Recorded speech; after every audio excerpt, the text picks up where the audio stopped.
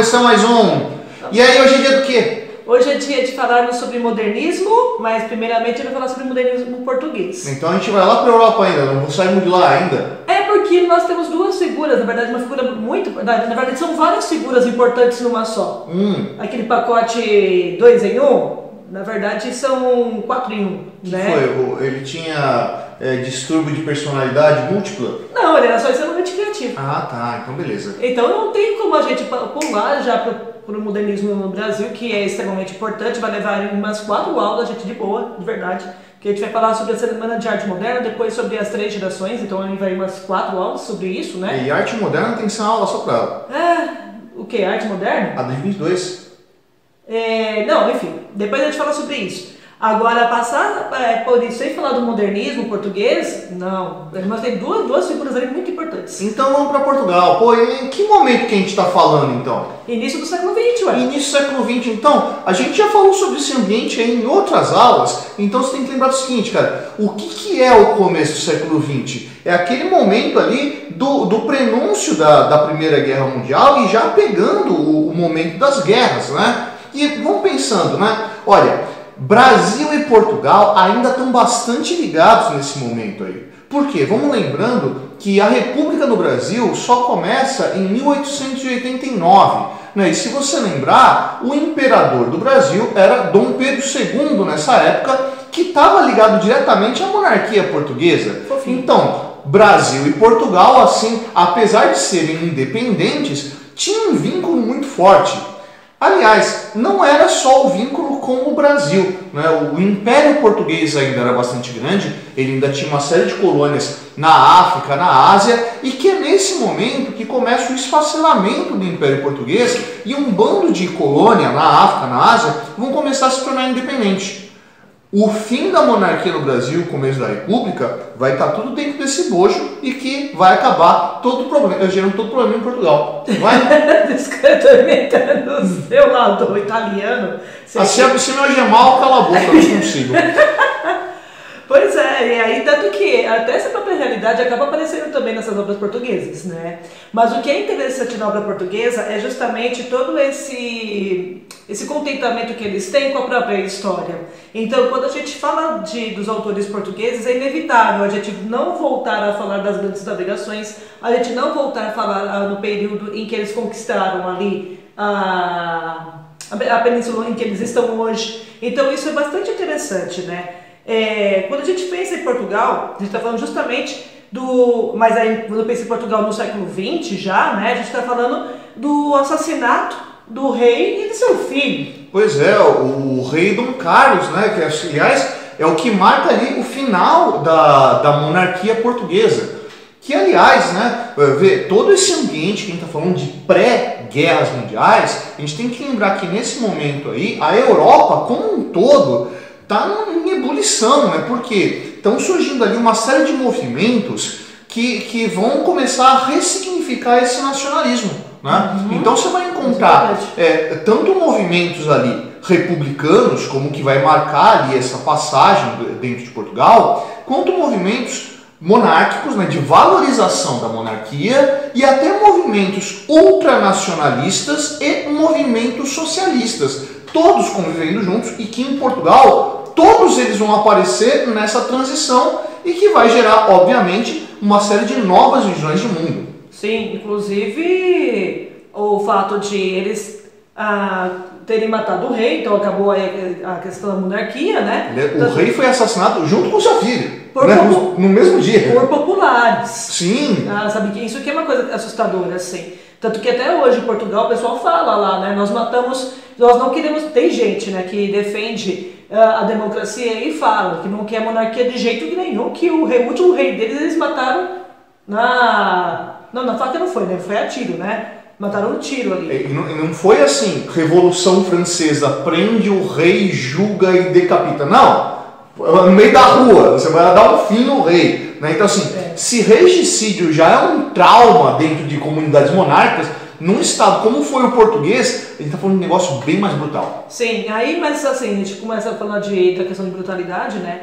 eles estavam vivendo uma crise ali no início do século XX. E isso depois acaba abrindo para que forças militares tomassem o poder, ficando lá de 26 a 74, né, que foi o Salazar. Sim, né? Então a figura do Salazar, inclusive, ela está vinculada com os regimes fascistas que aparecem na Europa, né? Então quando você vai ver os regimes totalitários de caráter fascista na Europa, quais são os clássicos? O fascismo italiano, o nazismo alemão, o franquismo na Espanha, logo ali do lado, e o salazarismo em Portugal. Sim. E aí, assim, vai ser justamente esse período que vai pegar os 3 momentos do modernismo em Portugal, porque Portugal vai ter 3 momentos, né? O primeiro é aberto com a revista Águia, né? Que aí nós trazemos aí nessa revista o saudosismo típico da cultura portuguesa e também o saudosismo dessa glória lusitânia ali pelo Império, a questão do sebastianismo, que nós já falamos em algumas aulas aqui,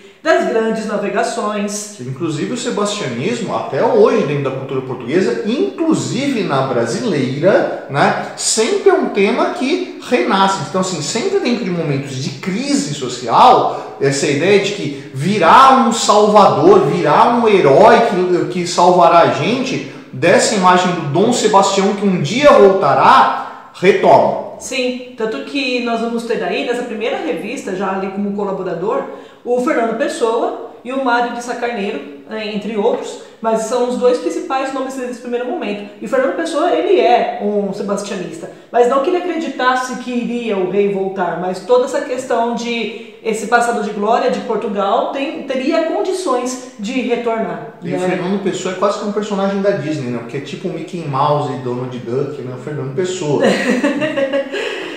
Aí assim, aí além da revista Águia, nós tivemos a revista Orfeu, né, que aí foi considerada, a Orfeu mesmo foi considerada o marco inicial do modernismo português, porque ele causou um grande escândalo devido às inovações e práticas de ideias da vanguarda, que a gente viu na aula passada, né? Sim. E sobre a quebra da tradição formal. E ali sim, os fundadores foi o Fernando Pessoa, o Mário de Sá Carneiro, outros autores que eu nem vou mencionar tanto porque acaba não fazendo parte da nossa cultura aqui no Brasil, então a gente acaba não tendo grandes conhecimentos dele, né? Mas nós também tivemos ali presente o Ronaldo de Carvalho, o Ronaldo de Carvalho, o Ronaldo de Carvalho, ele é brasileiro, ele foi estudar com vários, né? Foi estudar na Europa e ele acaba também resgatando esses elementos e trazendo para o Brasil depois. Então, ele era da turminha de Coimbra? Não, qual turminha de Coimbra? Não, que assim, Coimbra assim, era um baita de um centro cultural português para onde ia boa parte da elite brasileira estudar lá, né? De todas as universidades portuguesas, Coimbra assim, era o grande foco. Não, Coimbra, não, com certeza, que quando você falou isso, eu pensei do realismo que a gente comentou, né, da questão coimbrana. Eu falei, não, porque a questão coimbrana é de um outro momento. Mas o Ronald, bom, lá pra Europa foi o Ronald, foi a Tarsila do Amaral, foi a... Caramba, aquela que pintou os quadros que o Monteiro Lobato falou mal pra caramba dela. A Anitta. Isso, a Anitta Malfatti. Então, assim, todos eles andaram por ali, e aí não dá mais pra colocar especificamente um local, porque eles realmente, nesse caso é Lisboa, tá? Porque Fernando Pessoa é lisboeta. Então eles trabalharam ali em conjunto. Se bem que o Fernando Pessoa, ele tem, bom, deixa eu só encerrar, né? Ele é lisboeta, assim, ama, tudo bem, ele faleceu. Mas os poemas dele assim, mostram um amor gigantesco por Portugal, sobretudo por Lisboa, pelo Rio Tejo. Isso é bastante aparente na obra dele. Mas o Fernando Pessoa, ele esteve presente em outros lugares do mundo, porque a mãe dele foi casada com um diplomata. Então ele foi educado em outros lugares. No caso, ele foi para a África, né, onde ele teve aula ali com um professor de latim e grego, inclusive. Né, foi um grande influenciador das obras dele. E ali, você fala que o Fernando Pessoa é inteligentíssimo, o cara falava um monte de línguas. Então ele tinha um conhecimento. Ele também trabalhou como... Pica-pau. Não, aqueles repórteres que ficam viajando no mundo e vendo essas coisas e pegando as informações dos países. Você esqueci o nome específico disso? Emissário? Não é emissário, tem um nome específico, eu esqueci. Enviado especial e coisa Ele era assim, uma espécie de enviado especial, né? Então ele acabou pegando várias dessas culturas e sabendo falar sobre elas, mas O grande amor dele era Portugal, Lisboa. E é interessante a gente parar para ver o modernismo dentro das questões linguísticas, porque uma das características importantes da identidade portuguesa é a própria língua, né? Porque a gente não pode esquecer que assim, o português na verdade é uma língua espanhola, né? Porque o espanhol é daquele bando de identidades assim. Não, calma, me deixa eu explicar, né? Que assim, a língua portuguesa, ela não me deixa cometer meus anarquismos aqui. Não. Né? Vê, a identidade, a Espanha, ela é formada por um conjunto de idiomas ali dentro, né? Agora eu me explico porque tu falando que o português é uma língua espanhola, né? O português, ele nasceu da fração de Portugal de um território espanhol. Então, assim, aquela pluralidade de línguas que tinha dentro da Espanha, o português era apenas mais uma. E, justamente por causa disso, a língua vai ser um critério de identidade dos portugueses. Para mostrar, não somos essa galera que fala esses outros idiomas, né? O português, o idioma é a minha identidade. Você imagina você violentar a linguagem através de ferramentas modernistas, né? Você deturpar a forma da língua. Obviamente isso vai gerar escândalo. E não é só por isso, quando a gente fala de inovações, a gente está vendo aquela questão que nós vimos das vanguardas europeias. Não era só a língua, era a questão de tudo aquilo que as pessoas acreditam que fosse o correto dentro da arte. Nós discutimos sobre isso, né? Inclusive está até atualmente rolando novamente uma discussão do que a Bapuru é feio, assim, tipo...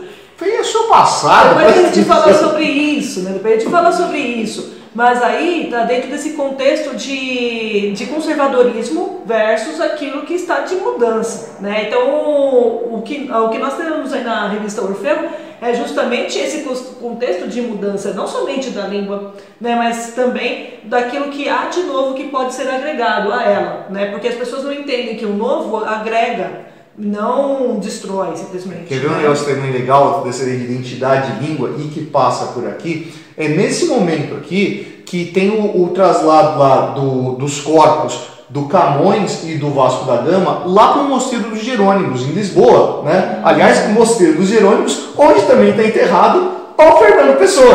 Então, lindo, gente, é um lugar que você não pode deixar de ir se você for em Portugal. Então, você vê, o Mosteiro dos Jerônimos não é simplesmente um mosteiro, ele é uma representação da língua portuguesa como identidade. Lá também está o Alexandre Herculano. Alexandre Herculano também está lá. Uma sala só dele, gigante, do Alexandre Herculano. Nossa, e como? E assim, eu comentei da primeira fase, depois eu vou voltar nos autores, né? E nós temos 3 fases. O modernismo, no segundo momento, ele vai ser marcado pela revista Presença, que defende o primado da literatura viva, né? Em vez da literatura livresca, que a gente está falando, né? Aquela literatura que é fechada somente em características. Se não tiver aquela característica X, não é literatura? Não. Eles, dentro da revista Presença, eles trouxeram arte. O que era revista, gente? Então, assim, também é importante deixar isso. Não é essa de banca de jornal que a gente está falando. Até era vendida em banca de jornal, mas assim, eram revistas que traziam conceitos. Então, ela trazia figuras, assim, quadros, poemas, manifestos, em cima daquele assunto, tá? Então a revista era um compilado de obras artísticas em cima daquele assunto, né? E a revista Presença, por exemplo, ela trazia justamente esse compilado para poder defender uma literatura original, viva, espontânea, e é até ligada à questão metafísica e abstrata das concepções da arte. Aí sim, esse segundo momento já está ligado mais à questão da arte abstrata, que a gente vai ver ali. Aqui a revista Presença de 27, que no Brasil aconteceu mais ou menos na década de 40, por aí, né? Que foi começando a entrar a questão do abstracionismo de uma forma mais intensa, né? Aliás, já pega o tempo, em 1927, já acabou a Primeira Guerra Mundial, e é justamente, acabou a Primeira Guerra Mundial e passou a Revolução Russa. Então, esse momento de ebulição, né? Esse momento onde vai aparecer os ultras conservadores ali que vão buscar essa monarquia, esse pessoal totalitário da representação dos fascismos e o pessoal do socialismo, todo mundo no mesmo bolo. Isso, decidiram ainda o que era bom para os outros, né? Os colaboradores aí, né, era o José Régio, que foi inclusive um fundador da revista, o João Gaspar, o Miguel Torga, entre outros. O que é interessante aqui, né, eu trouxe só um trechinho do José Régio. Eu não vou falar sobre ele porque ele não foi tão influente na nossa literatura aqui no Brasil. Mas o José Régio, ele teve o poema dele musicado pela Maria Bethânia. Maria Bethânia. Maria Bethânia. Então, assim, gente, desculpa, como vocês podem perceber, eu não conheço a música, assim, né? Porque eu não sou muito adaptada desse ritmo, né? Do ritmo, da poesia, eu acho legal. Mas o poema é assim: vem por aqui, dizem-me alguns com olhos doces, estendendo-me os braços e seguros de que seria bom que os ouvisse. Quando me dizem, vem por aqui, eu olho com olhos laços, e há nos meus olhos ironias e cansaços. Eu cruzo os braços e eu nunca vou por aí. Tá vendo que é a negação? Né? Como assim eu vou pelo caminho conhecido? Não quero. Eu quero conhecer o novo. E que métrica do inferno essa, né? Não tem mais métrica. Já acabou, né? Não, sem métrica eles não estão mais preocupados com métrica. Inclusive, a Bethânia, ela mexe na poesia para poder dar métrica, né? Não vai caber na música. Você não tem como dar o tempo da música, né? Mas eles não estão mais preocupados com isso. É tudo moderno agora. Sim, e o terceiro momento, que já é 40, né? Mas aí não está mais ligado à questão das revistas, porque a questão do modernismo ele esteve ligado a essa publicação de revistas, conforme nós vamos ver depois na Semana de Arte Moderna, né? Mas depois as revistas meio que desaparecem. Inclusive a revista Orfeu ela foi complicada, porque ela teve a primeira e a segunda edição feitas. A segunda edição vendeu muito pouco, porque o pessoal achou um absurdo aquilo, né? E aí foi financiada pelo pai do Mário de Sá Carneiro, que ele tinha bastante dinheiro. A terceira estava prontinha, já pronta para entregar, e não foi entregue, porque por questões financeiras não pagava a revista, vamos dizer assim, né? Então já em 40 essas revistas pararam de circular, pelo menos assim, aparecendo nos nossos estudos, e realmente o que vai estabelecer é a publicação dos livros, como por exemplo o Gabels do Alves Redol. E aí a terceira fase do modernismo português é bastante bacana, porque aí a gente vai ter o neorrealismo, né? Justamente que é a defesa aberta de uma postura mais crítica diante da realidade nacional. E aí vai se começar a falar sobre a realidade, né? Também vai entrar aí o realismo fantástico. E aí os grandes nomes que a gente vai ter desse período, que a gente começa a ter hoje, é o José Saramago, por exemplo, né? Com livros maravilhosos como Evangelho segundo Jesus Cristo, Ensaio sobre a Cegueira. Ensaio sobre a cegueira, exatamente. Que, aliás, se você não leu o Saramago, né, vai dar uma lida que você vai entender bem isso aqui. A primeira vez que eu li Saramago, quase que eu desmaiei, né, porque eu não conseguia parar para respirar, não tinha pontuação, naquela leitura direta. Nossa, parecia que você estava falando com um asmático, assim. Embalava na coisa só. Porque segundo vocês viram na aula sobre vanguarda, né, o que vai acontecer? Vai acontecer a quebra com a questão da sintaxe na língua, né? Então as pessoas não que vão achar que isso não seja importante, né? Mas é para justamente dar um novo fôlego, um novo olhar para a leitura. Então o Saramago, ele tem um jeito próprio de escrever. Assim, a gente fica preso no primeiro capítulo ali durante um tempinho, mas depois que a gente entende a entoação do autor, a gente vai embora, né? Então isso aconteceu comigo também, acho que isso acontece com a grande maioria, nos primeiros minutos ali, sentir um impacto. Dá vontade de fechar o livro. Depois a gente relê para poder entender a ideia. Entendi. E vai embora. E ali a gente é seduzido pela literatura dele, né? E aliás, olha como esse imbróglio político é interessante, né? Porque o José Saramago, ele é explicitamente um adepto do comunismo. E o cara está escrevendo isso aqui justamente na época do Salazar, em Portugal, né? Olha os conflitos político-ideológicos presentes. Então, quando a gente tem ali o realismo fantástico, é justamente disso, né? A gente fala sobre a realidade, a forma mais cruel da realidade, só que a gente faz isso de uma forma extremamente enlouquecedora, assim, é uma obra surrealista, vamos dizer assim, em que nas entrelinhas você consegue ler o que há da realidade, né? Aí, no caso, quando a gente pega Ensaio sobre a Cegueira, por exemplo, a gente tem exatamente essa de como que as pessoas conseguem ser manipuladas, de como as pessoas nem sempre aquilo que elas sentem está correto, né? E às vezes quem vê, né, vê um pouco a mais e não consegue passar isso para os outros, né? Então é espetacular, a história em si já é envolvente. Pegando essas críticas que vão nas entrelinhas, é mais sensacional ainda. Isso a gente vai ver de uma forma bastante clara no Brasil, inclusive. Se você pegar, inclusive, o Evangelho segundo Jesus Cristo, né, nesse ambiente fascista que valoriza, né, a identidade religiosa, né, o Saramago fazer uma imagem tão humana do Cristo é de uma violência gigantesca. Né? E pior que eu não consigo lembrar o nome do raio do livro, gente, que é A Morte que Fala. É sensacional. Esqueci o nome do livro. Do Saramago? Do Saramago. Esse eu não lembro. Ele é maravilhoso. Eu vou ter que... Depois vai dar um instalo aqui, eu vou lembrar e falo pra vocês, né? Se eu não lembrar, depois eu coloco aí nos comentários, também na descrição. A gente põe. Porque é justamente o dia que a morte decidiu que não ia mais ninguém mais iria morrer naquela localidade. E aí, assim, as tramas que nascem disso são sensacionais. Quer dizer que a menina que roubava livros não tem nada de original? Não, eu te falei isso quando você leu A Menina que Roubava Livros, que ele ficou impressionado. A morte que fala, mas a Saramago já fez isso, né? Mas eu nunca li. Eu vou... Tem aqui em casa, viu? Tá bom. Eu vou lembrar. Moça, eu leio depois. Tem aqui em casa. Tem uma lição de casa agora, meu Deus do céu. Porque o Evangelho segundo Jesus Cristo nós não temos, mas esse que eu comentei agora está em casa, tem que lembrar, só lembrar. Se eu me esquecer, depois coloca aqui. Bom, só que aí a gente vai voltar para poder falar, né? Já falamos sobre o José Saramago, já tô. Mas a gente fala mais que é legal. Né? Mas assim, a gente vai voltar lá para a primeira fase para poder falar justamente do Mário de Sá Carneiro, que é extremamente importante, e do Fernando Pessoa. Né? A gente primeiramente vai falar do Mário de Sá, porque ele era um grande amigo do Fernando Pessoa. E aí, ele tem uma questão. Bom, e aí a gente começa a perceber como a vida pessoal do autor, né, acaba se envolvendo na obra. Aí no caso do Mário de Sá Carneiro. Porque ele foi uma criança extremamente solitária, sensível e super protegida. Porque a mãe dele morreu quando ele tinha 2 anos de idade. E naquela época os pais não assumiam, né? Um bando de crianças acabavam sendo abandonada nisso aí.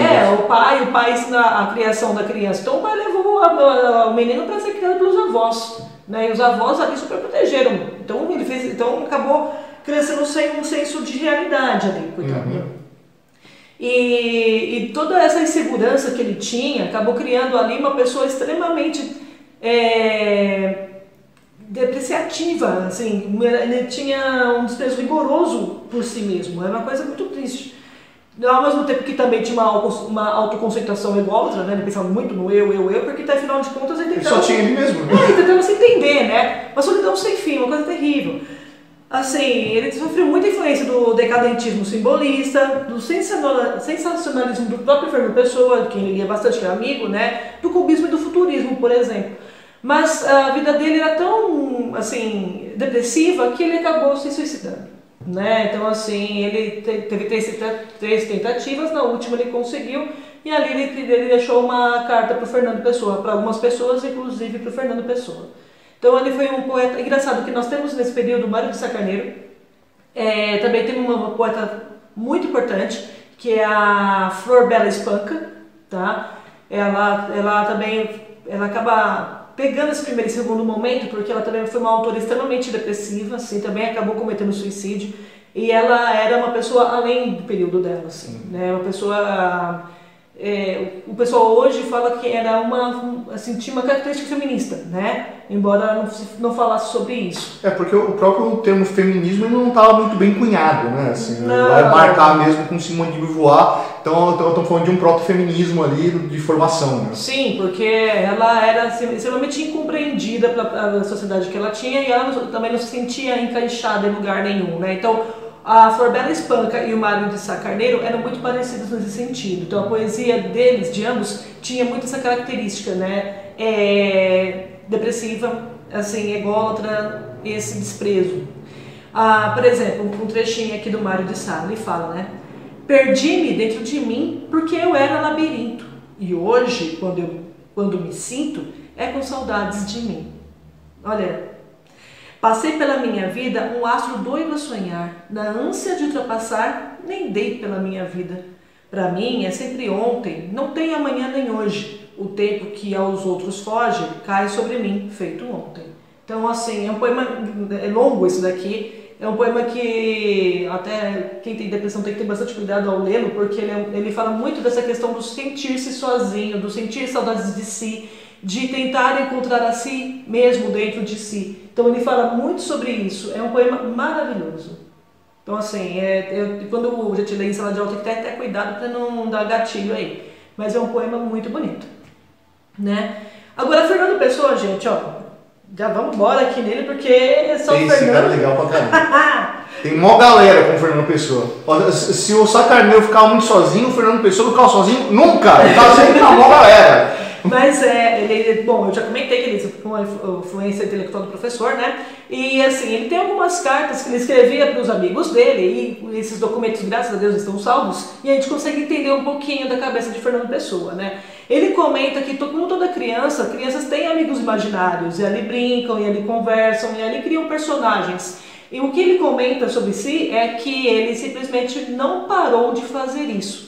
Então tem gente que fala, ele psicografava. Por quê? O Fernando Pessoa, ele tinha ali cerca de 70 heterônimos. É uma galera. Eu acho que eu não conheço tudo isso de gente. A gente estuda basicamente 3 heterônimos, mas o Fernando Pessoa ortônimo, né? Como ele mesmo, só que assim... Será que ele é ele mesmo? Exatamente. Chama-se de Fernando Pessoa ortônimo, porque na verdade também considera esse Fernando Pessoa como um personagem. Não é ele mesmo. Olha isso, né? E aí a gente tem uma pancada ali de autores que ele cria. E o que é interessante é o seguinte, ó, lembra do classicismo quando nós falamos dos pseudônimos, né? Que os autores ali tinham pseudônimos, igual a Marília de Dirceu, né? Que Sim. O Dirceu era... Ih, esqueci o nome do Dirceu. Eu também. Ah, tá, procura no outro vídeo lá, tá lá. Eu esqueci o nome. É muito nome aqui nessa hora, cara, não dá. É muito nome. E assim, e aí eles assumiam ali um personagem na hora da escrita e colocavam assim, eu sou o Dirceu, eu sou apaixonado pela minha Marília, né? E na vida real eles não eram aquilo, mas acabavam assumindo um personagem durante o poema.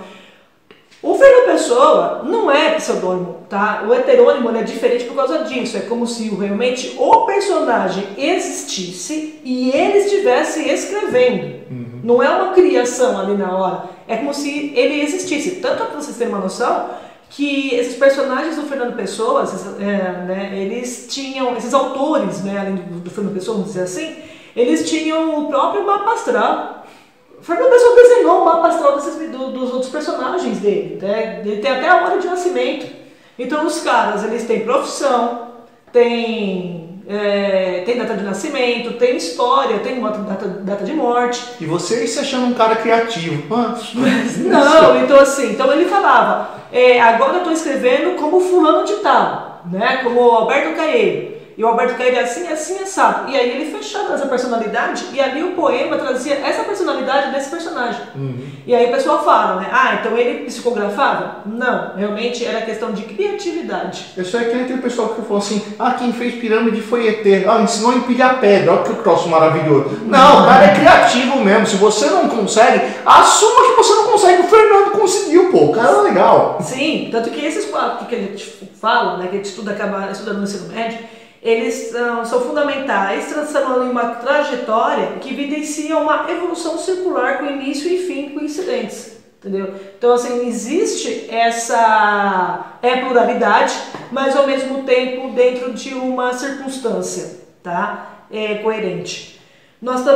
O Fernando Pessoa, ele tinha uma questão com relativismo do tempo, elaboração de regras e leis próprias, também, né? Toda a gente, né? Uma conciliação com os extremos, então ele conseguia pegar 2 personagens extremos e fazer ali uma conciliação deles, né, unificá-los.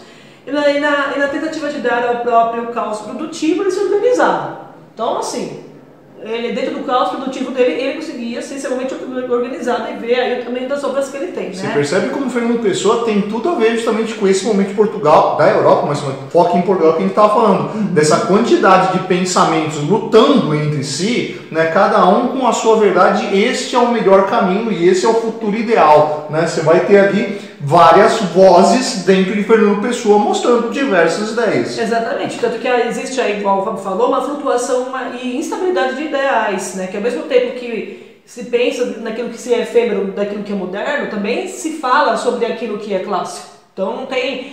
O modernismo basicamente é isso, gente. Não existe essa de vamos encerrar o passado igual que era uma ideia futurista, né? A ideia futurista era isso, vamos acabar com o passado e criar um novo presente. Não.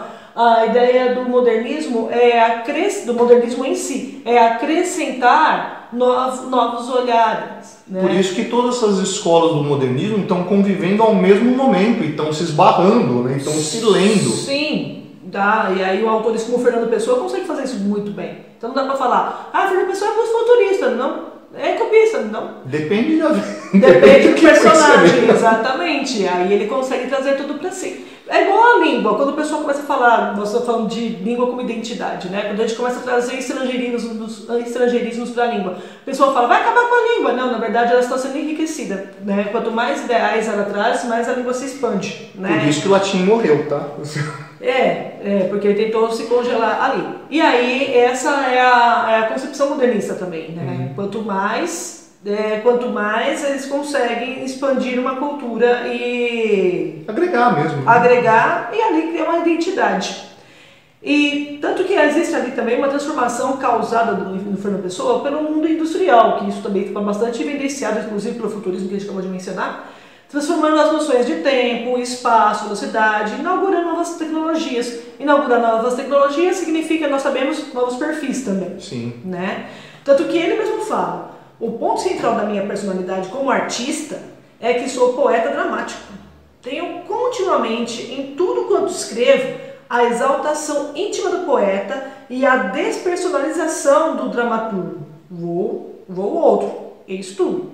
Então, tá vendo? Então ele é dramático. Então ele consegue, quando ele fala de dramático, não é de drama de ai, tá doendo aqui, ai, não, é de ser ator, de conseguir fingir realmente o personagem. Você vê como não aparece, inclusive, o flerte com a ideia de arte total, né? Você não está simplesmente fazendo poesia ou um romance. Você está ali envolvendo outros espaços da arte numa arte só. Sim.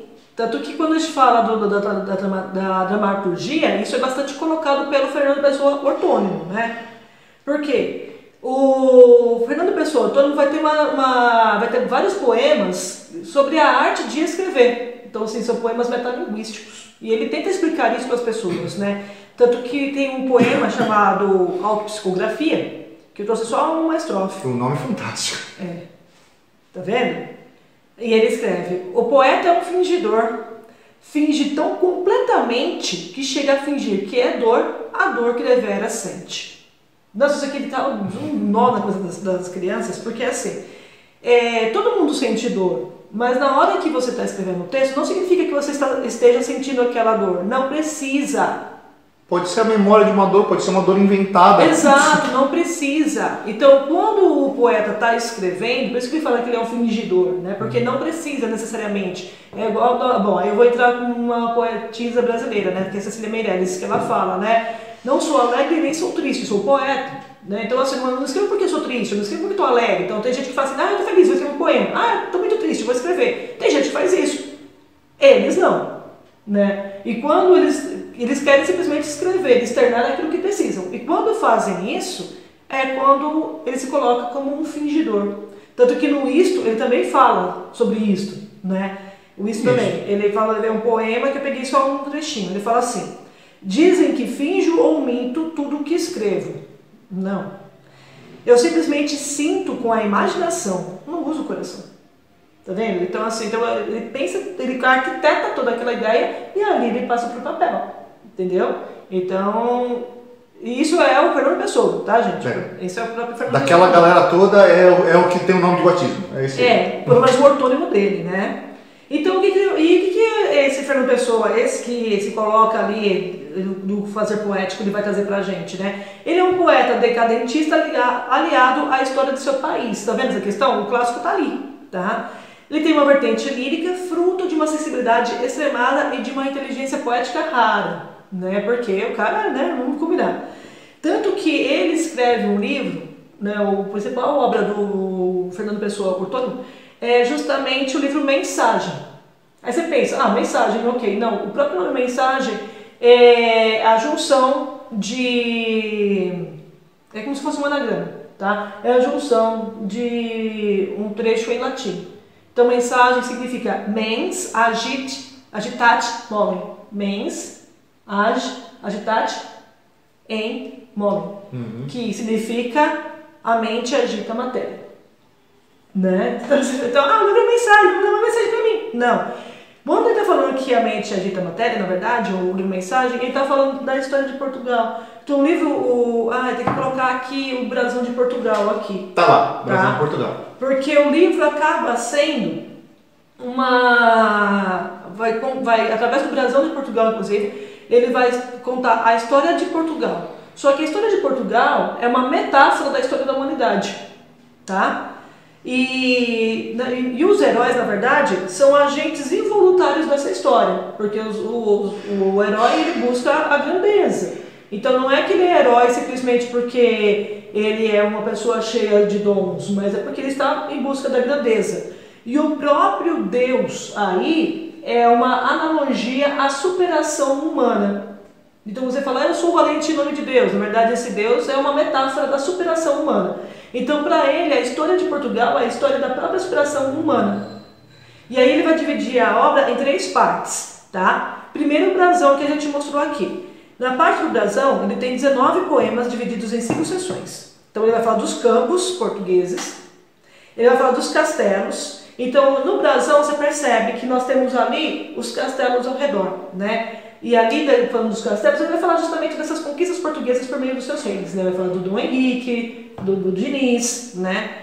As quinas que estão lá no meio, que você percebe que as quinas estão em forma de cruz, né? Elas acabam sendo uma metáfora das 5 chagas de Cristo, né? Que está ligada a essa questão da religiosidade, tá? Aí nós temos lá em cima a coroa, tá? Em cima do grifo. E a coroa é uma representação do Nuno Álvares Pereira, que é o guerreiro que se tornou o santo. Lembra do Nuno? Sim, tinha o Nuno. Falando do Nuno. Cara, Nuno era cavaleiro medieval ainda. O cara pertencia à formação ainda de Portugal durante o período da Reconquista, né? Então, quando ainda lá com Afonso Henriques, né, que vai formar Portugal, esse pessoal vem lá do norte em direção ao sul, expulsando os mouros e formando um novo território. E vê, desde o momento que eu até falei da língua portuguesa, né, porque esse condado portucalense, né, que é ligado ainda à coroa de Castela, vai se tornar independente, né, e declarar como uma nova nação. Uma nação em formação desse território que vai do norte, do início da conquista, até o extremo sul. Tanto que esses castelinhos é justamente nesse período, né? Que onde eles passavam, eles construíam ali os seus castelos, ali tomando conta da terra, né? E o grifo, que é a junção da águia e do leão, representa as figuras históricas, né? Então ali quando a gente tem, que é o timbre, né? Então a gente tem o grifo da questão da cabeça do leão, que é a questão da coragem, a águia, que é a questão da própria visão, e as asas, que é a questão da expansão. Então nós temos um poema para cada elemento desse brasão. Além disso, né, aí essa é a primeira parte. A segunda parte é o mar português, que nós temos 12 poemas. É nesse trecho que tem aquele poema Ó Mares de Portugal. Eu esqueci, eu não marquei aqui, que ele fala... É aquele poema que vai ter Ó Mares de Portugal, que ele vai mostrar toda a paixão dele, e ele acaba falando aquele trecho do tudo vale a pena quando a alma não é pequena. É nesse poema que tem, dentro no nome do poema, inclusive, Mar Português, tá? Que ele vai falar justamente do período das grandes navegações. Então, quando ele fala do tudo vale a pena quando a alma não é pequena, o pessoal usa esse trecho para várias situações. E realmente ele é válido, porque ele está falando da superação dos portugueses, né, que conseguiram desbravar um mundo que não conhecia. E tem que lembrar assim, que a gente fala da navegação, a gente pensa descobrindo o Brasil, mas não é só isso, né? A gente tem que lembrar que Portugal é o Osasco da Europa, né? Tá lá no final, né? Tá acabando a Europa, os caras só tinham o quê? Eles tinham o mar, né? Então na hora que acabou, né, qual que foi o caminho dos caras? Agora a gente vai além. Então não é só Brasil, a gente tem que lembrar que a África, a Ásia tem um monte de território de conquista de português e que vai formar essa identidade como aqueles que ultrapassaram os limites da Europa. Sim. E por fim, a gente tem o Encoberto, que são 13 poemas divididos em 3 seções, que é o símbolo, os avisos e os tempos. Nesse trecho, ele vai falar justamente da decadência após o apogeu lusitano. Então ele vai falar de caráter sebastianista, inclusive tem um poema de Dom Sebastião, né, em que se espera o retorno desse rei, da expansão do cristianismo, né, como essa forma de libertação, e das conquistas ultramarinas. Então veja, é um livro que vai acabar falando e exaltando novamente a cultura portuguesa. Por isso que a gente fala que ele era um amante do lugar onde ele morava. Não é à toa que resolveram enterrar ele justamente no Mosteiro dos Jerônimos, né?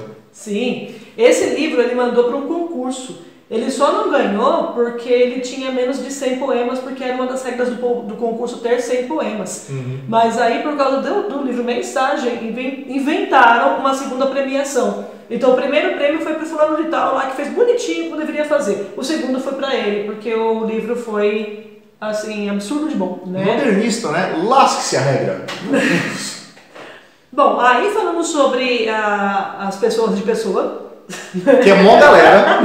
Mas a gente não pode falar sobre tudo. Não que não pode, né? Não dá tempo, você já deve estar cansado também, não? Não dá. O primeiro é o Alberto Caeiro, né? Que vamos falar hoje. O Alberto, olha só, vou dar a biografia completa. Ele nasceu em 1889 e morreu em 1915, tá? Ele nasceu em Lisboa, só que ele viveu no campo.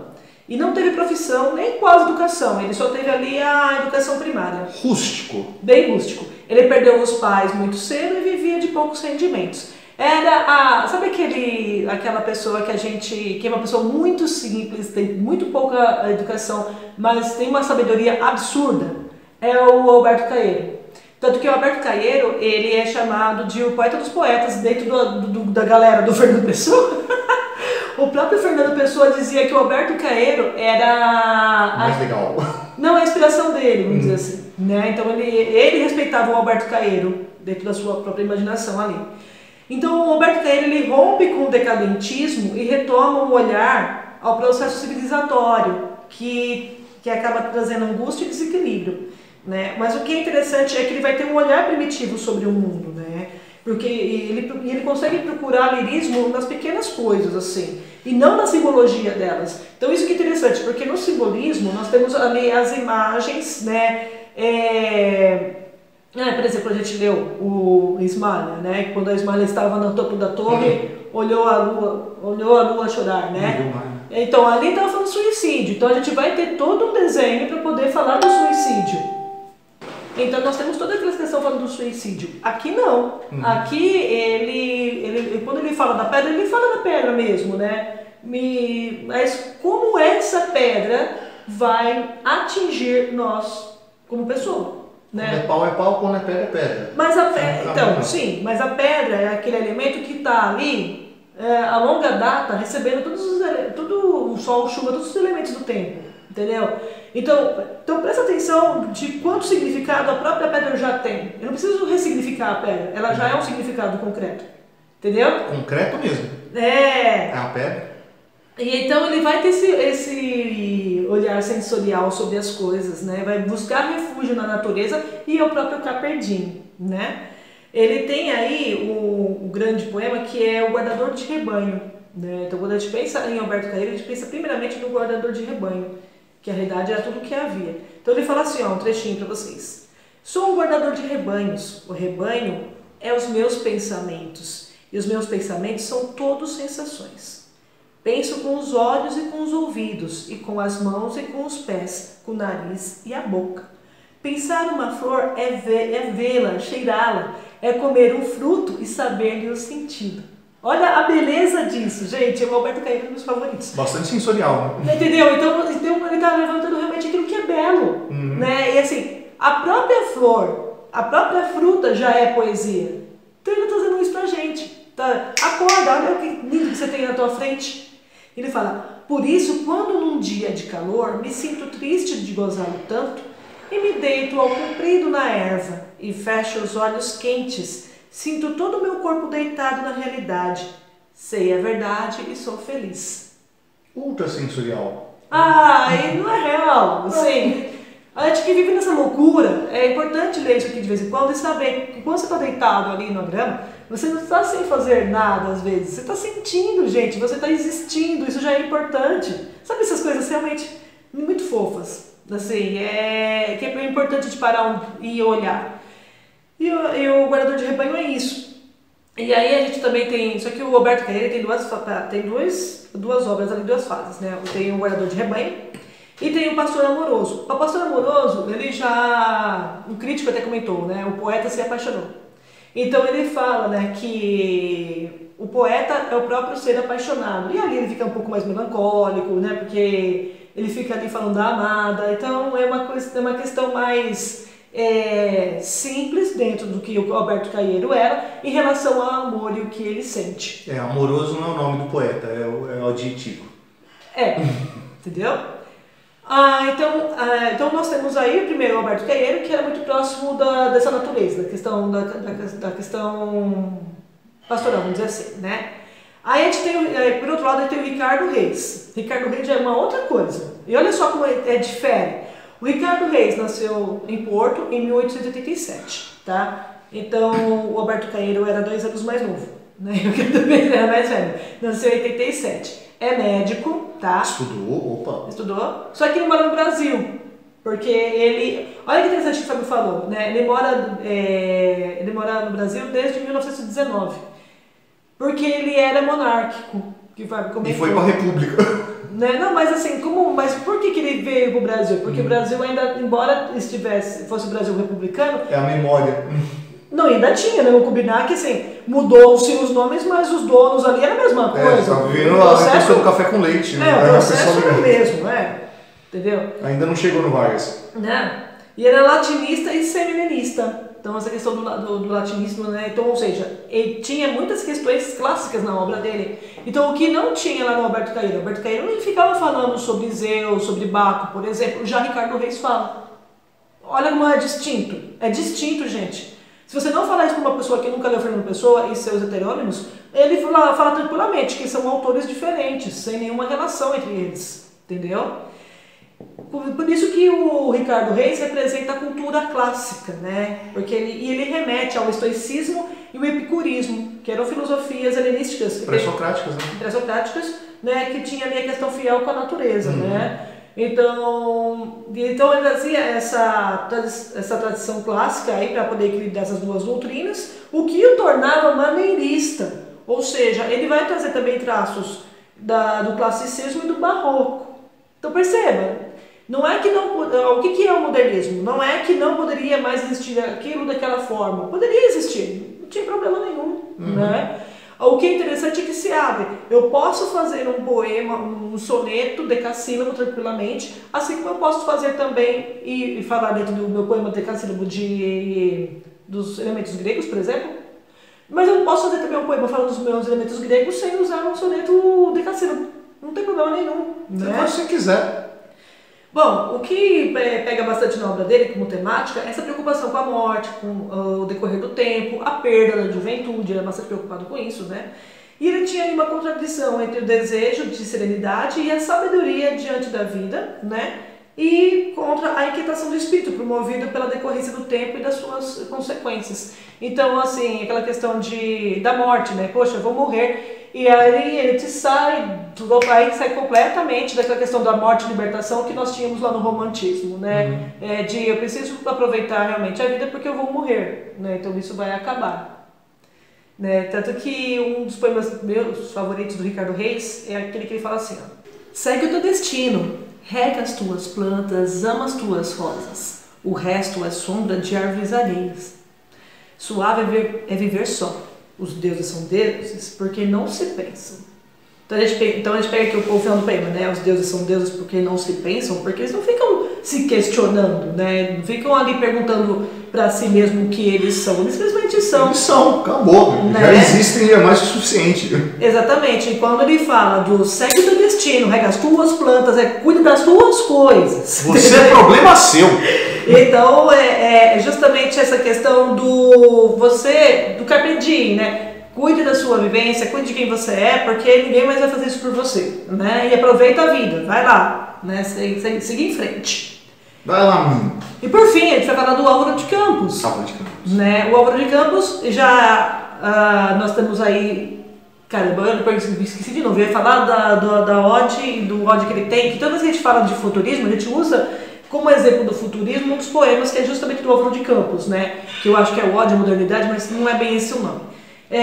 O que eu acabei de lembrar agora foi do nome do livro do Saramago. Livro do Saramago. Que é A Intermitência da Morte. Intermitências da Morte. Pronto, tá lá. Então eu lembrei. Não preciso escrever lá embaixo, você já sabe agora. O que eu vou ler, vai ter que escrever lá embaixo é o nome do Odd aqui do Álvaro de Campos, que eu esqueci, né? Odd é aquele amigo do Garfield, né? Não, desculpa, é outro. Odd é uma canção em homenagem assim.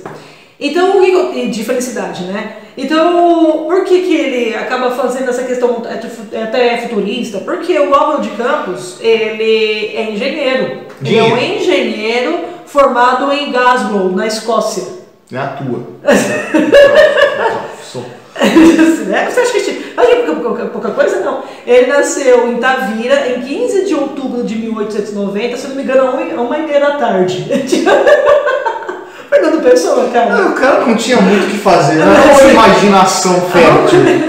Assim, teve uma educação comum, né, estudada no liceu, mas fez engenharia lá em Glasgow, quase em Glasgow, quase gasguei aqui.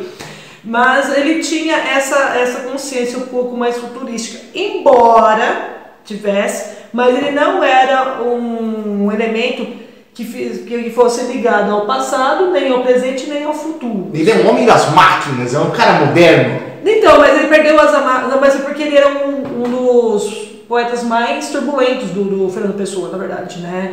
Ele era o poeta da erupção emocional, assim, das vertigens, das sensações humanas, da volúpia da imaginação, da energia explosiva. Tanto que quando o Fernando Pessoa sabia que tinha que escrever, não, preciso escrever agora. Quem queria escrever ali era o Álvaro de Campos, não era o próprio Fernando, né? Não, vamos escrever, né? Então isso que fazia era o próprio Álvaro. O Álvaro tinha dá a caneta, que agora quem escreve sou eu. Bem por aí, assim. Então, assim, ele era um decadentista. Então, quando você fala assim, eu sou ligado às máquinas, ele era extremamente melancólico também. Na verdade, ele tinha teve três fases, né? A primeira fase era do decadentismo. A segunda já era ligada a essa questão dos experimentos vanguardistas, né? Que aí já aparecia bastante essa questão das máquinas, da velocidade.